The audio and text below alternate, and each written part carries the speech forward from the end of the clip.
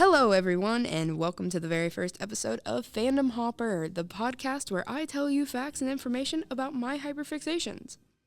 For our very first episode, I'm going to start out with a bit of a not-so-popular one. It's popular, but not a lot. There's not really a fandom for it. So, I'm hoping with my podcast that I can make a fandom for it. Codename Kids Next Door. Codename Kids Next Door originally premiered on Cartoon Network on December 6, 2002, created by Mr. Warburton and produced by Curious Pictures with assistance from Cartoon Network Studios, and concluded its run on January 21, 2008.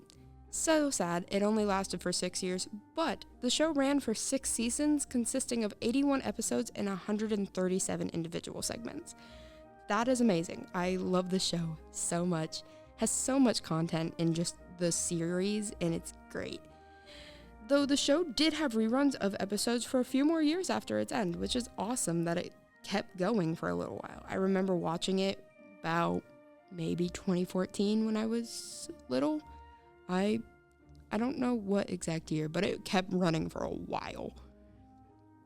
The series followed a diverse group of children who operate from a high-tech treehouse fighting against adult and teenage tyranny with advanced 2x4 technology.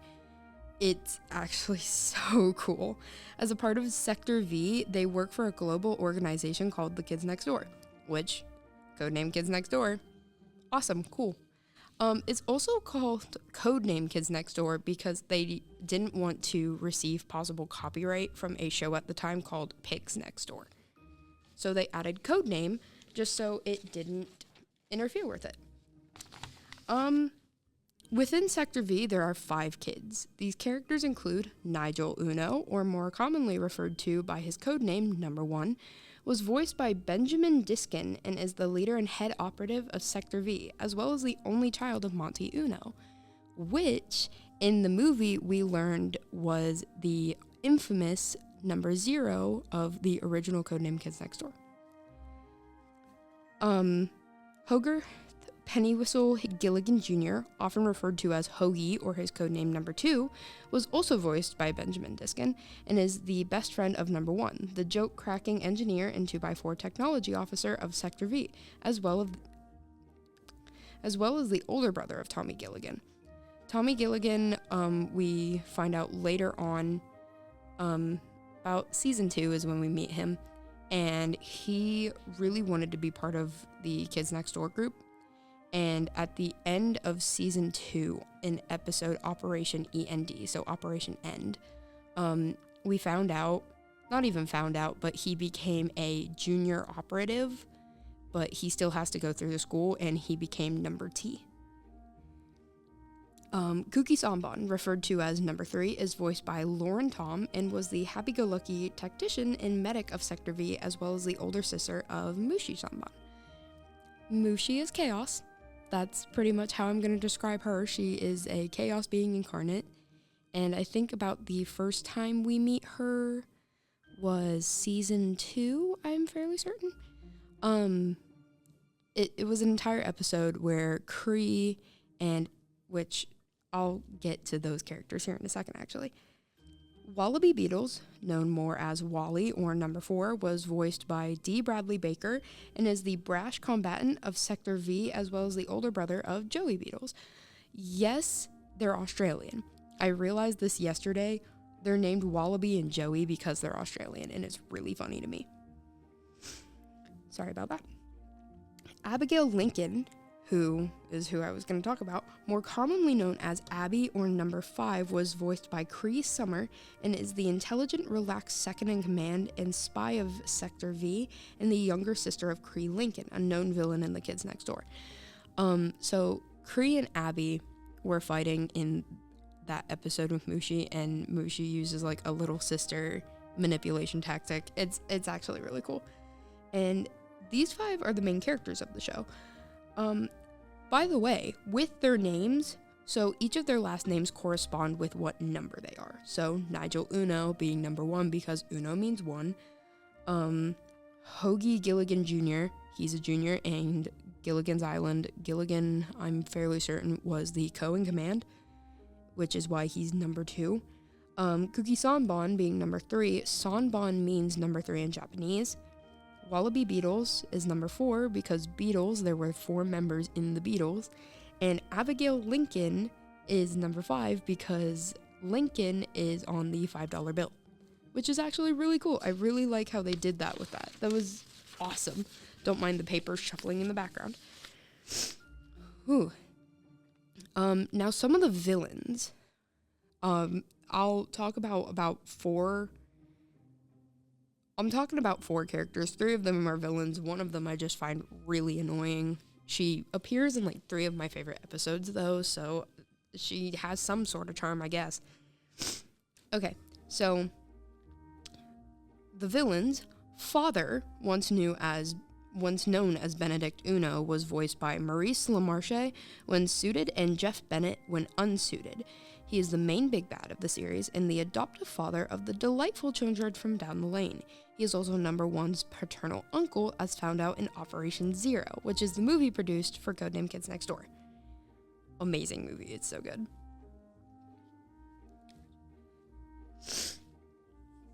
Oh, I keep sniffling.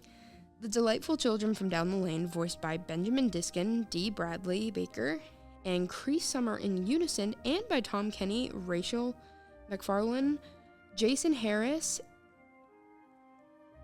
D. Bradley Baker again, and Cree Summer individually as Sector Z, are 5 delightful-ized kids and fathers' children who serve as the secondary antagonists of the series. In Operation Zero, they are revealed to be the former members of the missing Sector Z of the Kids Next Door. It's very interesting how they touched on that. That was insane, and it was so good.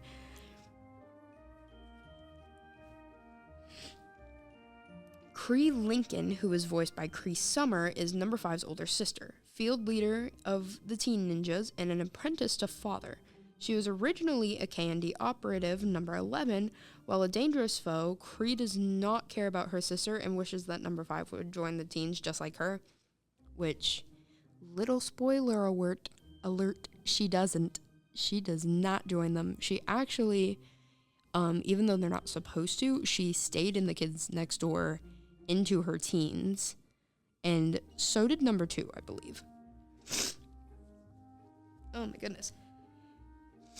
Now the character that I find so annoying, Lizzie Devine, who was voiced by Gray Delisle, was Nigel's girlfriend and then later ex-girlfriend. They broke up at the end of season 6 episode Operation Girlfriend. While they were together, she was extremely possessive of him and was always looking to spend as much time with him as possible, which inconveniences him if he was in the middle of candy business. Oh my gosh, she was so annoying. I hated her so much. We later find out something about her because there was another series that was supposed to come out for it called The Galactic Kids Next Door, but it never got green-lighted.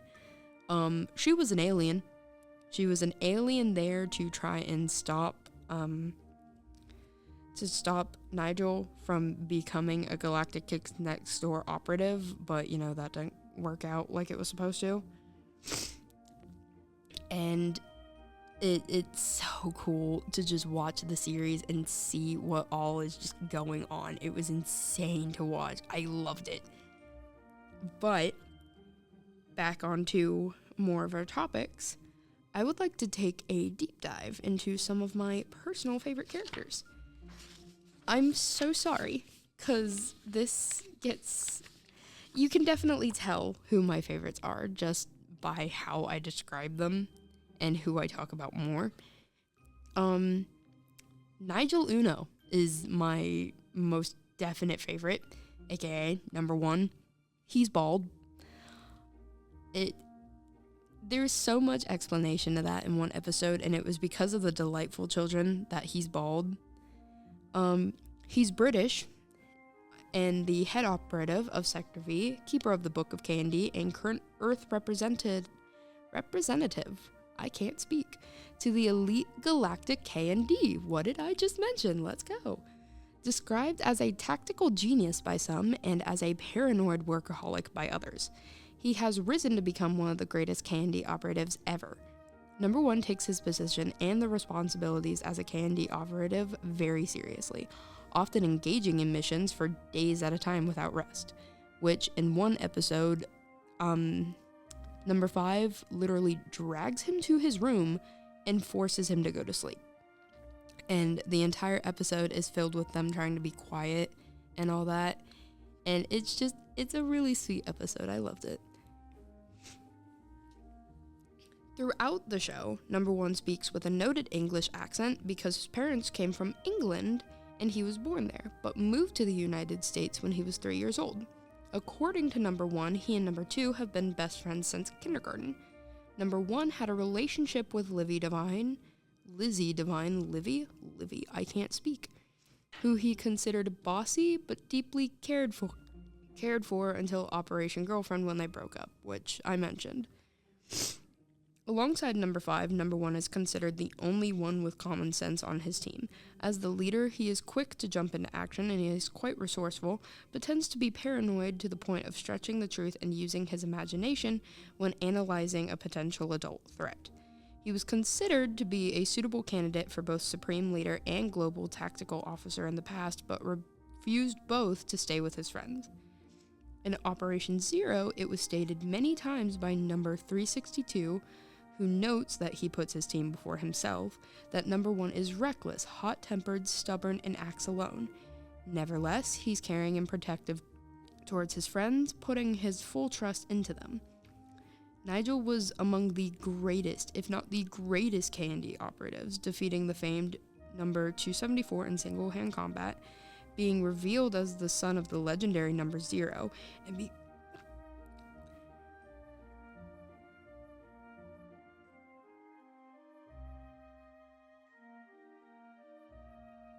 Sorry about that.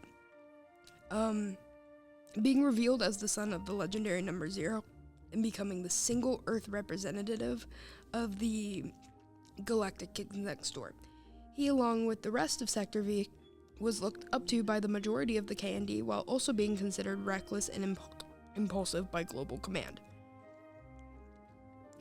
Number 1 is by far my favorite of the series due to multiple factors, such as his voice, personality, and his dedication to his team and those he holds close. I am so sorry, I was losing my voice there for a second. I don't know why that's going on.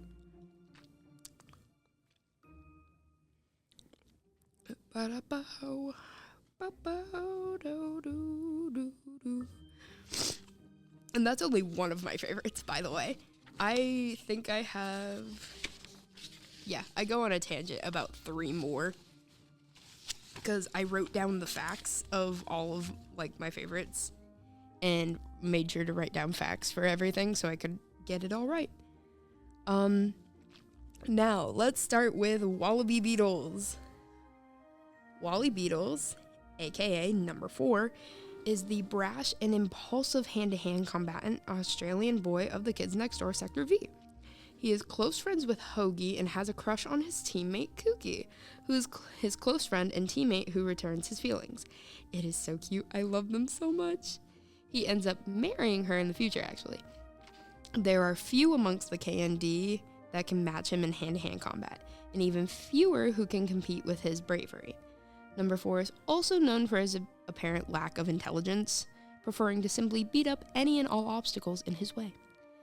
He's actually very strong. I'm pretty sure it was the episode Operation Movie that he took on literally all of the villains at once, other than I think Father wasn't there, and he beat all of them and made it out just with a little bit of scratches, but he was fine. Number 4 is the team's muscle and the bravest, toughest, strongest, fiercest, wildest, and most adventurous of the team. Alongside Number 1 is the best fighter in Sector V. These traits are largely due to the fact he is also impulsive, brash, hot-headed, arrogant, ignorant, and the outright harshest of the team. As a result, it's stated in Operation Future that his parents would repeatedly send him to boarding schools, but he would always bust out of them. He, alongside Number 1, are the only operatives to have ever defeated Number 274 in single combat, although it is unknown if this was genuine or not. Whilst his prowess in combat is almost unparalleled, he is also easily tricked and can be outsmarted by more savvy opponents. One of number 4's most obvious traits is that he exhibits low intelligence. His sense of history is a garbled mix of irrelevant inaccuracies, as well as the fact that he is unable to even spell his own name. Despite not being the most book smart, he is indeed the operative with the most street smarts, along with number 5. As shown in Operation Maurice, the number 4 strategies have a history of success. They often end with either high casualties or destruction of the asset he was assigned to protect. Number 4's passion is sports, as known in Operation Fountain, Operation Matador, and Operation Dodgeball, and in Operation Breakup, which is basically the only thing he is good at besides fighting. As is mentioned throughout the series, number 4 has a terrible fear of swimming, but was barely able to learn in Operation Pool. As shown in Operation Safety, number 4 is also possibly hemophobic, as he faints at the sight of his own blood. Hemophobic being the fear of blood. I'm pretty sure. It's either the fear of blood or the fear of bleeding. I adore number 4. That's my son. That is my baby. That is my boy. I am very maternal towards all these characters. I love them so much. They are my babies. They are my children. I love them so much.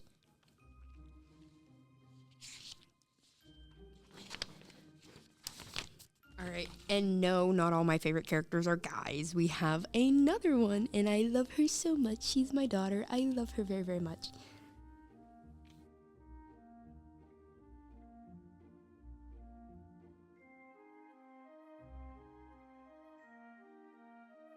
Sorry about that.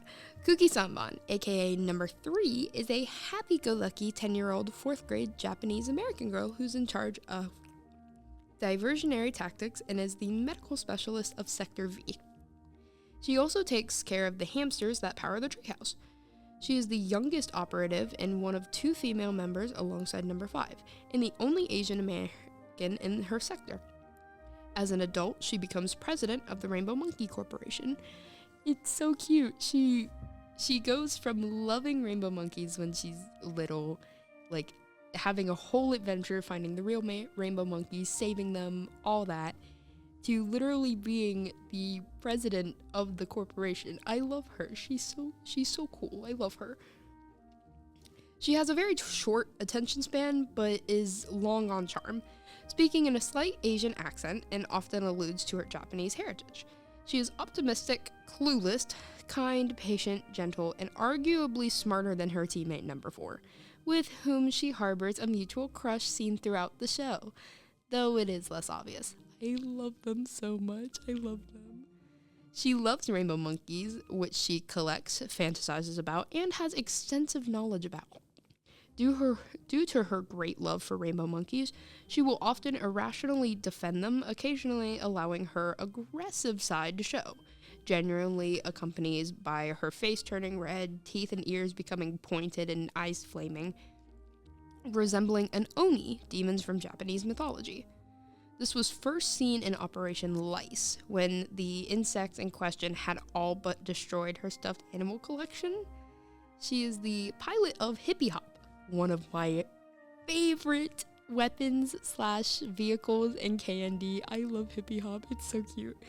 A giant mechanical rabbit that is equipped with a complete arsenal of weapons such as missiles and drills, with a running gag throughout the show that Hippie Hop gets destroyed whenever it appears, followed by number 3 ejecting from the wreck with a parachute, despite being close to the ground.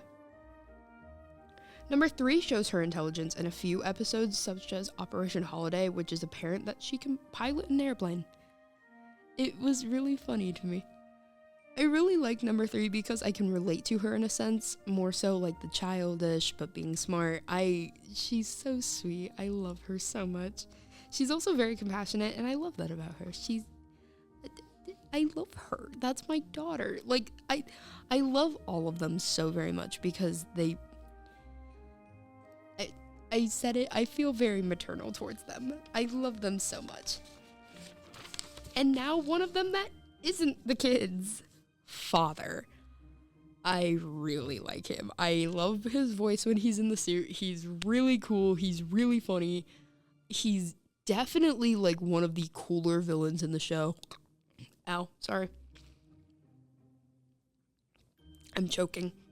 But Father is he is the strongest villain in the series other than Grandfather. He's known as the arch nemesis of the Candy and the main antagonist of the series. His ultimate goal is to destroy the kids next door so that adults can rule the world unopposed. Father resides at the Delightful Mansion from down the lane with his brainwashed children, the Delightful Children from down the lane. Father usually sends other villains to carry out his work and rarely attacks the Candy himself, and thus much less often seen than the Delightful Children, though he appears in a few episodes without the Delightful Children appearing. He was first seen in Operation Grow Up, this season finale, and the first 30-minute episode of the series. It is revealed in Operation Zero that Father's true identity is Benedict, the brother of Monty Uno, and thus the uncle of Number One, which, oh my gosh, that should have been so much more apparent. If you listen to Nigel throughout the series, when he yells, he sounds exactly like how Father yells, and it's terrifying, and I love it so much. Like, you can definitely tell they're related through that yell. In Operation Zero, Father, as young Benedict Uno, was very cowardly and obedient, scared of his father, Grandfather, refusing to disobey his orders out of fear. Following his footsteps, Benedict became Father, wearing a silhouette suit and hating all children, going as far to delightfulize the members of Sector Z into the Delightful Children from down the lane. Next to Grandfather, he is the cruelest of all the villains throughout the series, making more attempts to destroy or take over the Kids Next Door organization than any other character.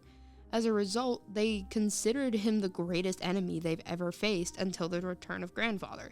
He even once tried to cook the children into the Delightful Children's birthday cake, which would have resulted in both mass murder and cannibalism. That's horrible. However, he's shown to have a humorous side, as shown in many episodes such as Operation Awards and Operation Cake to 5, but is still ill-tempered and impatient, bursting into flames when angered. He's also rather sarcastic, as shown in Operation Training and Operation It. In Operation Zero, it's shown that he's a victim of parental favoritism, being rejected and publicly humiliated by Grandfather. Later, Father expresses jealousy towards his older brother, who Grandfather outright says is his favorite son. He still seeks approval from Grandfather to no avail.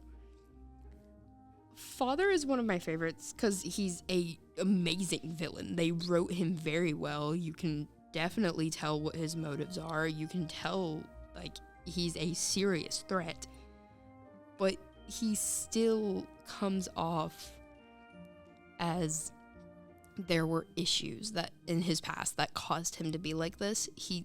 They show that very well. For this being a cartoon for kids, they did that very well. Now, this is where I get maybe a little out of hand, and maybe I lose some people on this, but on a similar tangent, we're going to take a deep dive into my personal favorite episodes, which I even have a little song for you guys from one of the episodes when I get to it. And we are going in order by season with these for my favorite episodes. Operation Grow Up, which I mentioned, is the 13th and final episode of Season 1 of Codename Kids Next Door. It first aired on March 7th, 2003 on Cartoon Network and marked the debut of the series' antagonist, Father. The series starts with numbers 2, 3, 4, and 5 coming back from the candy store, wondering when number 1 will be back. Suddenly, they are attacked by the notorious Delightful Children from down the lane. Sector V fights, but are outmatched until number 1 shows up. Using their traditional teamwork, they defeat the Delightful Children. Number 1 adds insult to their defeat by telling them, if you ever want your butts kicked, you know where to find the kids next door. A rainstorm hits and Sector V runs off. Humiliated, the delightful children claim that Father will be most unsatisfied, my goodness, and walk back to their mansion. They arrive at their home, approaching Father, appearing for the first time, who is indeed most unsatisfied. Father reveals that he considered the kids next door a minor nuisance and sent the delightful children to deal with them. However, he has grown enraged by their failures with the K&D's constant interference with his plans to have adults rule the world. So, this really shows, like, how generational trauma can, like, it progresses. Because Father's rage scared the delightful children so much that they were literally shaking in the scene, and it resembles how Father was with Grandfather. It's so sad, and I feel so bad, but like, for it being a kid's cartoon, they dealt with that so well.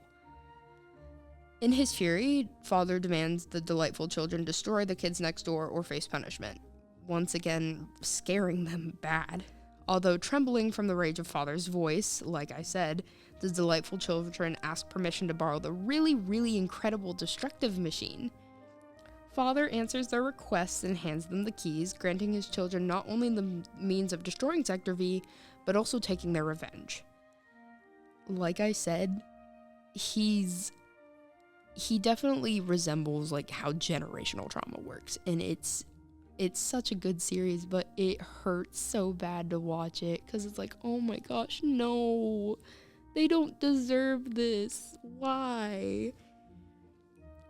But it's also, he's very funny in that scene, because he literally just tells them, okay, fine, gives them the keys, and says, there better not be a scratch when you get back.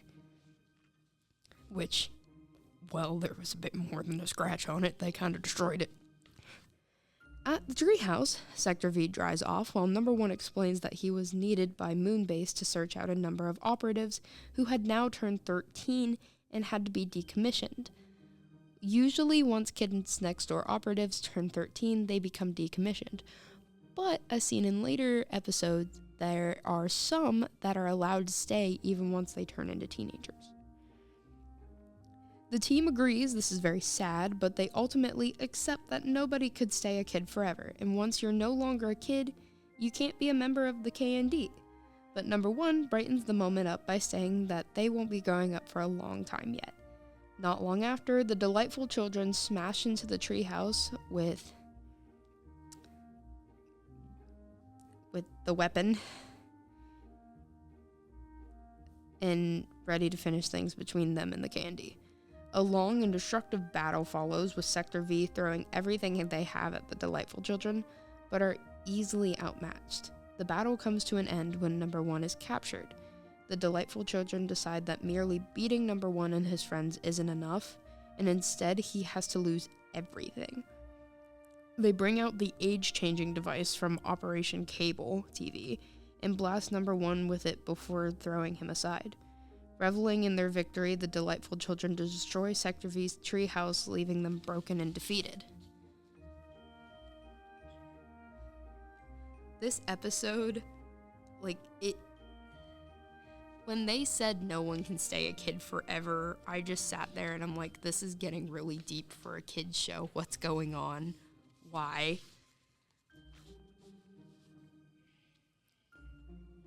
The next morning, the rest of Sector V search for their leader, and Number 3 finds him, and the team is shocked to discover that Number 1 has been transformed into an adult. His friends try to lift his spirits by vowing to get revenge on the delightful children for doing this to him, but he snaps at them. Now he has no choice but to leave the K&D because he is too old to be in it, and leaves knowing he has to find a job, much to his team's heartache. 2 weeks later, the treehouse is still in ruins because without Number 1, Sector V has no motivation to rebuild it or undertake any missions, including getting revenge on the Delightfuls. While in the meantime, they had been using a cardboard box as a temporary base. Finally, after realizing they need to make a start, or restart in this case, somewhere Number 4 convinces the others to go get ice cream. where they found Nigel, but number one, now calling himself Mr. Uno, the ice cream truck driver, refuses to give any of the kids ice cream, telling them it is against the rules of his duties, much to their disappointment. Number 5 tells number 1 that he used to put the team before everything, but now he's become a selfish old crank. Before driving away, number 1 angrily tells her, when you're an adult, you'll learn it's every man for himself, and you'll learn the hard way. He drives off, and number 5 is disheartened by his attitude. The team goes to visit the Delightfuls and manage to steal the device, but the Delightfuls refuse to give it up, and they struggle over the ray, turning into teens, babies, and even seniors. The battle ends with number 1 crashing his ice cream truck into their mansion, coming in and simply asking for the aged cigar, which is so funny to me, because the Delightful children were literally holding the ray at the others, and then all of a sudden you just see headlights through the window, and it's like, oh, what's that? Oh, that's a car. That's an ice cream truck coming through the window. What is that? It was so funny. No, but the Delightfuls are incredulous until he points out that since he is now an adult, therefore, goody two-shoes like them must obey him. So they reluctantly hand over the remote just as father comes in, which leads to one of the best fights ever. I loved watching this. Nigel on tricking a bunch of kids. He is being congratulated. Father then unleashes his demonic fire powers on Nigel. Number 1 and the Sector V agents fight back and finally successfully overcome him with a barrage of Nigel's ice cream, while Nigel has the chance to use the aged cigar on the Delightful children for turning him into an adult. He chooses to transform his age back to normal and destroy the cigar. Father lies, defeated, and the Delightfuls tremble with fear over what they had just witnessed. Sector V then leave the mansion together, fully reunited as a team once again, and satisfied that they had taught their foes a lesson. Although everything else was now tied up, the team still needs to rebuild their treehouse, but number 1 is not worried. As he states, reminding number 2 what he had said at the beginning. It's not going to be a long time before we grow up. Which, they're 10, so they have about 3 years, but the end credits show them rebuilding the treehouse, and it concludes by showing its completion. I love this episode because it shows just how much number 1 cares for his team, because despite being an adult at the time, he helped K&D Sector V to defeat Father. But it's also one of those episodes where him saying, we all grow up at some point, it really hit in a very fragile spot for me. Because I was sitting there and I'm like, don't remind me I'm growing up. I don't like that. I don't like the fact that I'm growing up. It hurts. But I have to remember as well that we have to grow up. We have to grow up and experience other things, which is what that episode was trying to show people.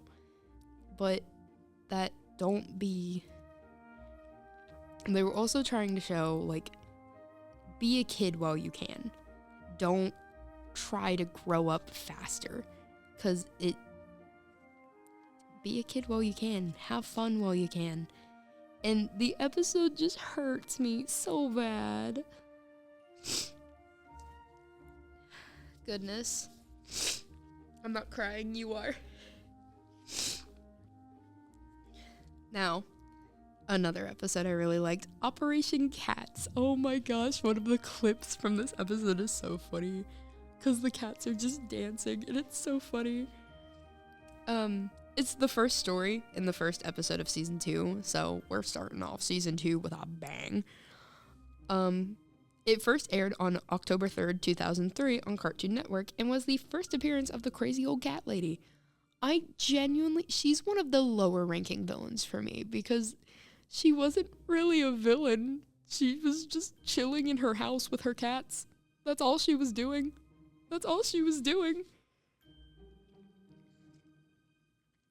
The episode begins at the Sector V treehouse, Nigel and Hoagie are working on something while Cookie is playing with her cat doll, Mr. Huggykins, who is constantly saying, "I love you," and Cookie says she loves him back.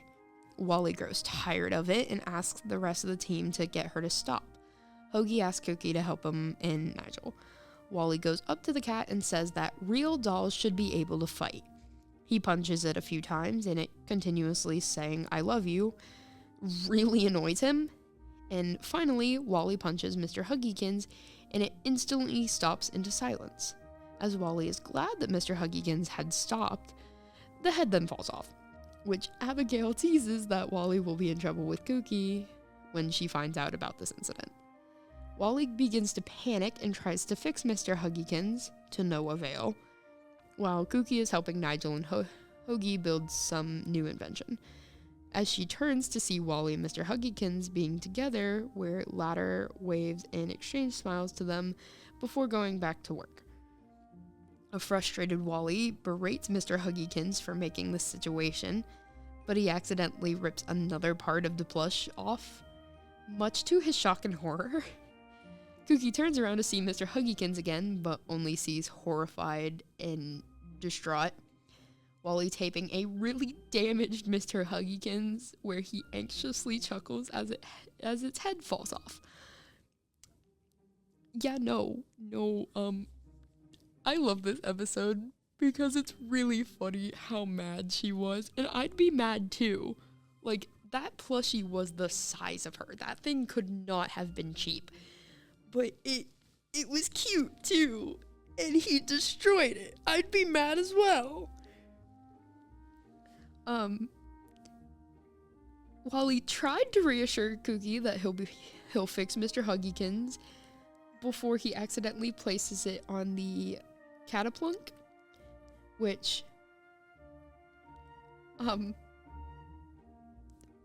just shoots it into the sky. It shoots it into the sky, and a airplane comes through and hits it dead on, and just fluff and fabric are falling down from the sky. And number 3 saw all of this happen right before her eyes. As a child, I think I would have cried so bad from seeing that. Cookie, who still looks up and sadly mourns for the loss of her beloved cat doll, then glares at Wally with fiery, angry eyes, baring her fang-like teeth. She growls and snarls at him in a fit of rage. Abigail, as she predicted, teases the frightened Wally again by saying that he is indeed busted now. Eventually, Cookie forces Wally to dress up as Mr. Huggykins, much to the rest of Sector V's amusement. This was hilarious. It was so funny.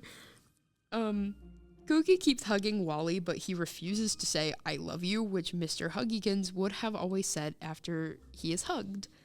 So obviously, Cookie's getting fed up. Like, she's getting annoyed. She is mad. Cookie tries again to get Wally to say "I love you," again at her tea party. Wally is still in a bad mood and refuses.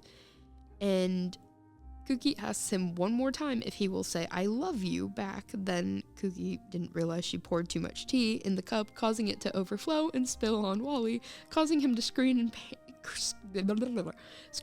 pain because it was hot. And Cookie thinks he's dancing, because she literally goes, "Ooh, dance party." I love her.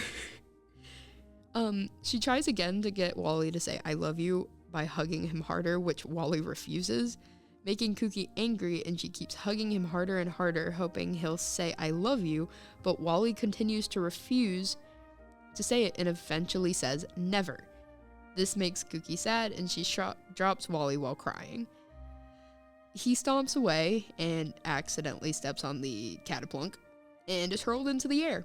Nigel notices he's heading for the crazy old cat lady's house, and he just went, "Oh no. Oh no." While the cat lady is caring for her cats, she notices Wally has landed in her house and wants to keep him as her pet. She genuinely thought Guy was a cat. Like, genuinely thought Bro was a cat. Wally tries to tell her that he's a boy, but she doesn't listen. Back at the treehouse, the team is getting ready to rescue Wally, but Kooky refuses to go with them because she's still mad at Wally for destroying Mr. Huggykins and refusing to say I love you when she hugged him and not play with her. So real, though. Like, bro, the least you could do after destroying Girl's doll was say I love you. Least she could do, I swear. Back at the cat lady's house, Wally tries to escape by using a ball of yarn, but then 3 of the cats grab onto Wally's yarn and won't let him escape. Once Wally tells the cats to get off his yarn, the cats get angry and hiss at him, then Wally hisses back, causing the cats to attack him until crazy old cat lady breaks up the fight between Wally and the 3 cats, and say they will always live together in her house forever. That would be horrific. I'm sorry, I love cats, but that's horrific. The team arrives to save Wally and keep the cats distracted with the catnip. Catnip? I think that's how you say it. They grab Wally and take off into the Skyclaw. Also, they literally shoot bags of catnip at these cats and they just start dancing. It becomes a party. It's really funny. The crazy old cat lady manages to grab Wally and pulls him towards her grasp before Wally is about to be pulled into the cat lady's grasp. He tells the team to save themselves and also Kooky that he apologized for what he did to Mr. Huggykins earlier. And suddenly Kooky arrives on the scene, who overheard Wally's apology and demands the crazy old cat lady give him back. Crazy old cat lady intimidates Kooky about wanting him back and even goads her to take it if she wants. Kooky remains unfazed and summons her toys with the toasty. Many Toys shoots the cat lady. Oh, no. This would have been, well, it's still the cat lady, but she literally forms this giant monster out of cats. Like, her cats literally form around her almost like a mech and becomes a giant cat monster. It was so cool. But the many toys shoot the cat monster, and Wally is freed from her grasp, reunites, and then rescued by Sector V. Wally thanks Kooky for saving him, and Kooky gives him a big hug. When she does this, Wally, this was so cute, and it's why it's one of my favorite episodes. He literally looks to the side, sighs, and he tries to do the voice and goes, I love you, in his best voice he could do. And Kooky was so happy, and she just started going, say it again, and he just replies with, don't press your luck, much to her sadness. Oh, it's so cute. It's such a good episode. The cats reform after being shot and resume chasing the Skyclaw. Nigel orders Hoagie to take the Skyclaw to level 72 of the treehouse, which he does. The Skyclaw flies up to level 72 and the cat monster follows them.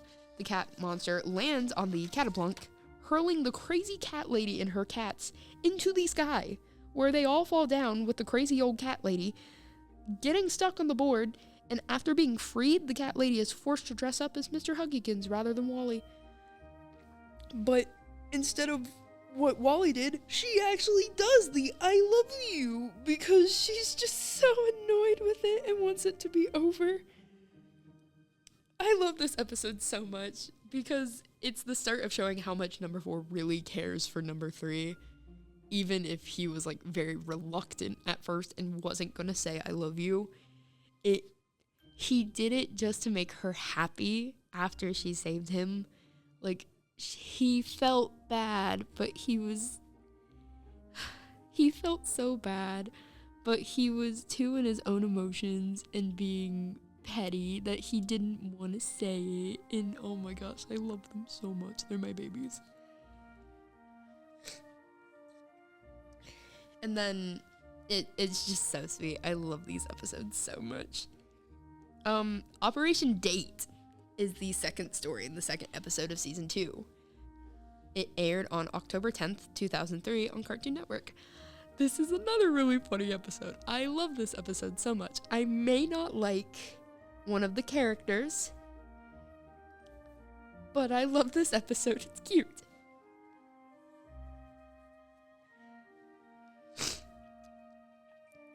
The episode begins with Sector V running to the briefing room, reporting for duty. Nigel informs the team that earlier that morning he had received a dangerous item in the mail. He holds up a fancy piece of paper by tongs, as if afraid to touch it. I would be afraid to touch it as well, considering who it comes from. And Abigail attempts to read it. You have been cordially invited to, only to be interrupted by Nigel screaming at her not to touch it. She clarifies that it was just an invitation, and Kooky reads the rest of the letter, and excitedly cries out that it was an invitation to the Kids All Town Cotillion, which is literally the biggest party in town for kids. Number 2, 3, 4, and 5 were excited, and Nigel tells the group that it may not be an innocent dance, as it is being hosted by the delightful children from down the lane. Bro would be right. Do not trust those kids with your life, ever. The team celebrates, and Nigel clarifies that it won't be for fun that they're going. It'll be a mission to find out what the Delightfuls are up to. He says that to avoid suspicion, they'll have to couple up. He turns back to the scene to see Abigail lean on Hoagie's shoulder, pairing up, and Wally take Kooky's hand, smiling funnily pairing themselves up as well. They're so cute. Because they, instead of just like leaning against each other like Hoagie and Abby did, they immediately just held hands. I love them so much. Nigel is taken by surprise that his other 4 teammates paired up so fast, leaving him dateless. They tease him about finding a date, causing him to call Lizzie. This isn't even the first episode that Lizzie shows up. I cannot stand her. Especially since the first episode she showed up, she literally used a mind control device on Nigel and was saying that, no, you can't be with your friends. Blah, blah, blah, blah, blah. Oh my god, I hate her so much. I get she's 10 years old, but oh my gosh, it's insufferable. The next scene of this episode consists of Nigel calling Lizzie while the others laugh quietly at him in the background. He fumbles at first and then adopts a more strict tone, informing her of the mission and what she was expected to do, as well as earning the temporary codename Number 49. Lizzie misinterpreted this as him asking her on a date, accepting it quickly. Nigel yells into the phone that it is not a date and it's but Kooky steals the phone from him and tells Lizzie that they'll pick her up at 7 o'clock, along with advice on what to wear, either something with feathers or a pretty princess dress. They're all so cute. I love my children. They're my sweethearts. I love them so much. We next see the Delightfuls mansion, a crowd of kids being dropped off or talking to each other, excitedly surrounding it. Like, there are a massive horde of children in front of this mansion. Sector V arrives by air, landing on the front yard and exiting by the ramp.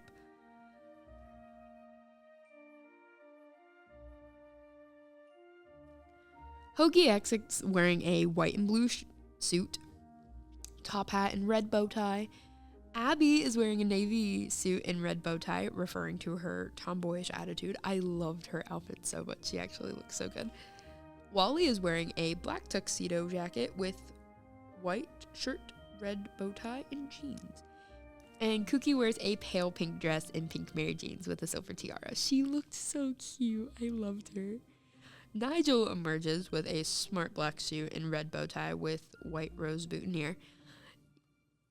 He wears that a lot, actually, now that I realize it. There are quite a few episodes where he just wears a really nice suit, and I don't get it. I don't know why they had such an obsession with putting this man in a suit. Lizzie gets out close by wearing a sparkly blue dress and her hair in rolls near her ears and white shoes. Pretty much Princess Leia buns is what she had. She thanks Nigel for the corsage, and he responds that it's not a corsage, that it's a two-way communicator. He receives a call on it at that very moment, but it turns out to be Lizzie, only a foot away, annoying him with, "You're neat." The voice actor, props to the voice actor for making her sound so annoying and obnoxious. I get it. She's 10. I still hate her so much. I hate her character so much. Oh my gosh.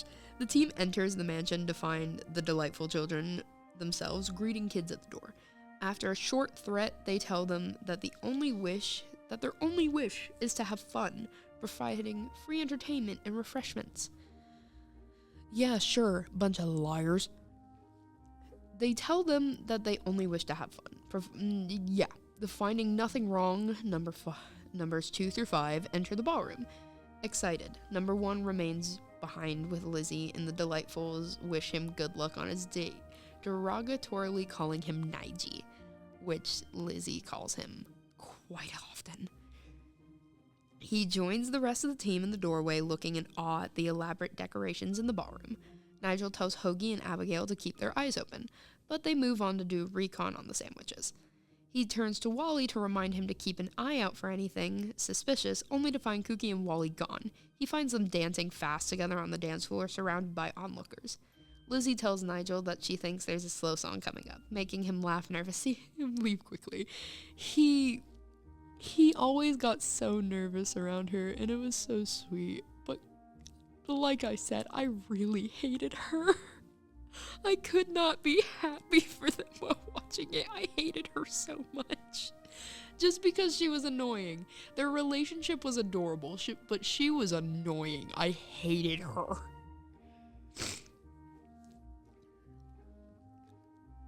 Hoagie and Abigail are at the refreshment table, eating and drinking happily.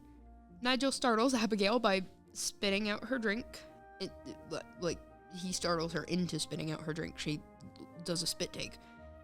And after a substance test of the punch, he finds that it's cherry flavored. Hoagie and Abigail reassure him that they are keeping their eyes peeled, but don't find anything suspicious, and to relax and enjoy his date. Nigel spends some of the night with Lizzie, having refreshments with her while acting suspicious, like on the balcony, planning a fake Nigel for Lizzie to rest on. And as they're having a slow dance together, Lizzie sees a photo room and takes Nigel to the photo room, only to find out that the Delightful children have made a machine that turns the other kids into Delightfuls when they said join us and wore the same clothing the real Delightful children wore. Nigel takes Lizzie out of the photo room with the Delightful Eyes kids chasing after them, and they went through a door where porn number 2, 3, 4, and 5 got Delightful Eyes too. Number 1 and Lizzie ran off, and they both hide in the closet. They open the door to show Lizzie getting her camera out to take their photo, and as she takes the photo, the kids are back to normal. Nigel, realizing this, uses the camera and takes photos of the other kids. Eventually, Lizzie, who was indeed cross with Nigel, threatens him that she won't let him walk her home that night, and tells his friends about how badly he ruined their date. Nigel instantly loses control of his rage, which should have been an indicator that he was related to father. Oh my gosh. And screams out loud that this isn't a date. He says he has a mission that is more important than some girl who is date crazy, humiliating Lizzie in front of other kids. Everyone, even the rest of Sector V, left. Nigel, the scene was so funny because Hoagie says, "Oh, okay, back up, everybody. We don't want to watch this. Give them some privacy." And number 5, just Abby goes full, you don't want to watch this. Just back up. You don't want to watch this. Because they knew this wasn't going to go well. Nigel goes into the ballroom and sees that the Delightful children have more delightfulizing machines to turn Nigel delightful. And Lizzie storms in to angrily tell Nigel that it was the worst date ever, and she tries to douse him with cherry punch, but he dodges it, and it splashes on the power generator box instead. Nigel hugs Lizzie, telling her how brilliant she is, to which Lizzie responds to, "Oh, Nige, now is that so hard?" Girl, I cannot tell you how annoying I find her. I cannot exaggerate this enough. Oh my gosh. All the kids run out of the mansion, and the mansion explodes into fireworks. and Nigel holds Lizzie's hand, and they and everyone else enjoy the fireworks together. I like this episode because it's more Nigel based. I love him. He's one of my favorites. And it really shows how annoying Lizzie is. I'm sorry. I really don't like Lizzie. Though she shows up in like 3 of my favorite episodes, I don't get it. I hate her so much.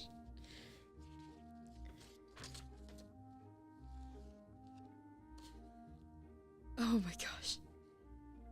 And I'm going to go ahead and skip to my overall favorite episode so I can play you my song.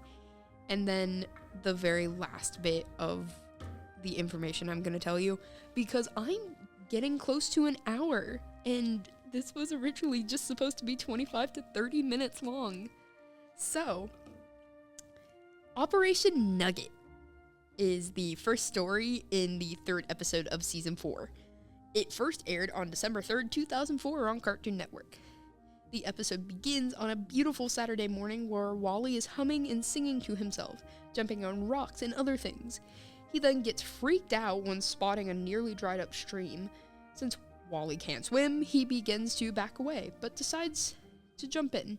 He tries to jump over the stream and hopelessly falls. He panics for the moment while in the water, but upon discovering the stream is very shallow, he calls the stream stupid. Suddenly, Wally spots a chicken nugget in the stream. Chicken nugget. Suddenly, a cowboy kid called Chicken Pete takes it and discovers the whole stream is filled with nuggets. He calls out to every other prospecting kids that Wally has discovered a motherload of chicken nuggets. As of they heard, the chicken nugget rush begins, and all the prospecting kids everywhere start coming to the stream, with each kid settling in and start mining for one of the nuggets for themselves, such as one finding a giant nugget.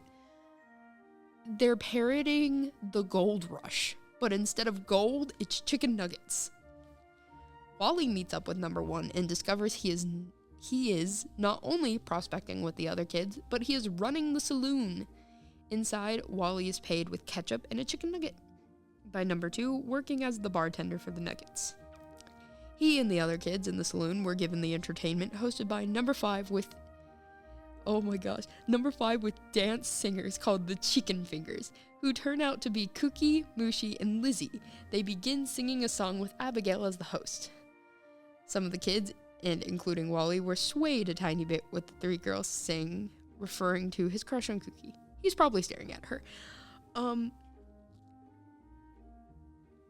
gonna go ahead and pull up the song from this episode because it's the reason it's my favorite episode, is this.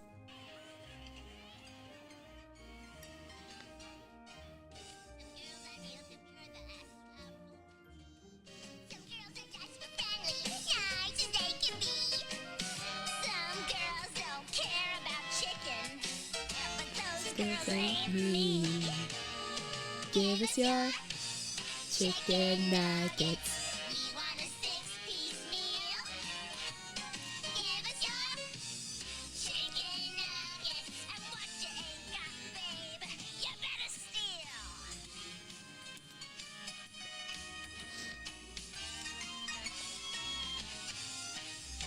You can take your diamonds, take your jewels and pearls.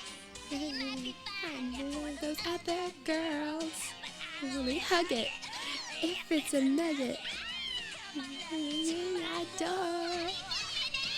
Give us your chicken nuggets, crispy and crunchy, yeah. Give us your chicken nuggets. You get 'em from me. I got a hot cheese,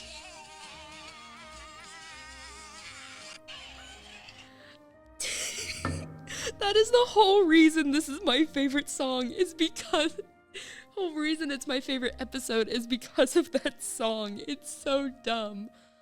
I work in fast food currently, and every time I'm put on fries, I'm singing that in the background, and my coworkers just are so worried. But back to the episode. Suddenly, the delightful children from down the lane came into the saloon and showed everyone the deed that grants them ownership to the land. And as it turns out, they own the town and all the chicken that's found. I find this really funny because instead of each of them having their own belt, because they walk around in like this little huddled group, instead of each of them having their own belt, they just have a giant belt that laps around all 5 of them. It's so stupid. Wally and the other kids didn't like the hasty stealing, but with a new variety of henchmen, the Chicken Bucket Men, to steal everyone's nuggets, everyone started brawling in the saloon. Kids started picking fights with the adults, destroying many of the furniture in the saloon. As the kids are all about to give the adults a piece of their victory, the Delightfuls shoot a chicken in the sky with a chicken gun to stop the madness. Yeah, to stop the madness, not like you just shot an entire rotisserie chicken out of the roof. Now, with a chicken pointing at them, a rotisserie chicken and a gun, many of the kids surrendered, and everyone soon became slaves with the exception of Sector V, who are put in jail, with Chicken Pete as their jailer. The kids were put into hot, enduring work to mine all of the nuggets. In jail, Wally complains that he hasn't had a single nugget, so Cookie gives him one.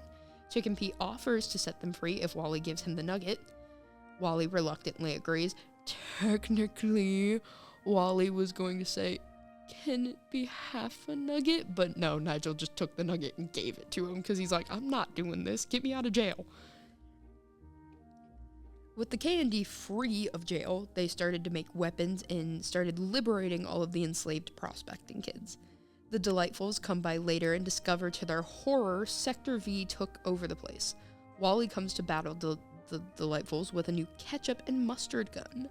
Wally manages to take out the Delightfuls and they ended running away, much to everybody's happiness. However, Chicken Pete revealed that a kid found a motherload of onion rings in the south of the border, causing a frenzy for the prospecting kids to scramble away and the scuffle to head down south. In the end, Wally wakes up in the stream, revealing he fell asleep in the river and had a dream. The episode ends with him getting up and humming about Saturday as he leaves while a nugget is shown on a rock, implementing that Wally's dream may have been more than that. I love this episode.